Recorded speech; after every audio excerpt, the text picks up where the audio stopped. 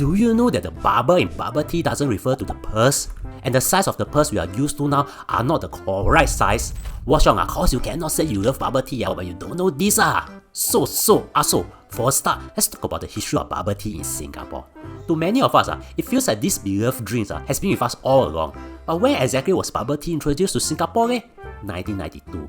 That's 32 years ago. Based on our research, the first bubble tea shop was opened in Marina Square in 1992, and back then, they were more like cafes than today's buy and go. But it was only in 2001 that the drink became super crazy popular, whereby there's a fly-by-night bubble tea shops every 3 shops away, selling drinks with names of songs like 忘情水 or 情歌. Usually, these drinks are colorful bright syrup with pearls, and with the competition, it was actually common to see $1 bubble tea one. Many of these shops also sold nuggets.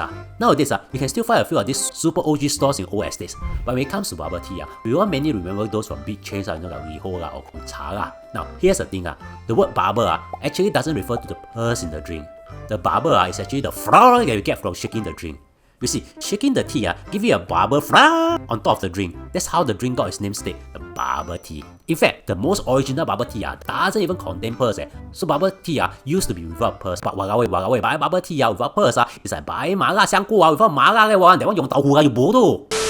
Now, speaking of the pearls, do you know that there are 2 top ball sizes? The big pearls and the mini pearls. Sometimes, it feels like the big ones are the OG ones, and then the mini ones are the special ones. But you are wrong. Actually, the term 珍珠奶茶 came about because small pearls were originally used. It was only when some guy decided to make big pearls and then call them Boba. Sounds familiar? Yeah, Boba or Boba is actually slang for big breasts in Taiwan. That's also why you have people calling this Boba milk tea, which if you think about it sounds a bit vulgar now that you know about this. So what are they made of and why are they so addictive? Pearls are made from type of starch extracted from the Cassandra plant.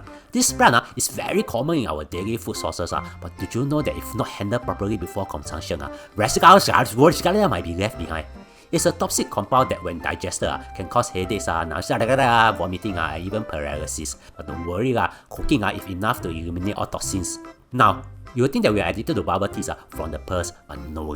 If you look at the ingredients, the key ingredients that have addictive properties is surprisingly, the tea, which has caffeine, which is addictive. It's kind of like coffee and soft drink. So therefore, in order to quit bubble tea, you should just eat the pearls, which for some reason sounds like a good idea.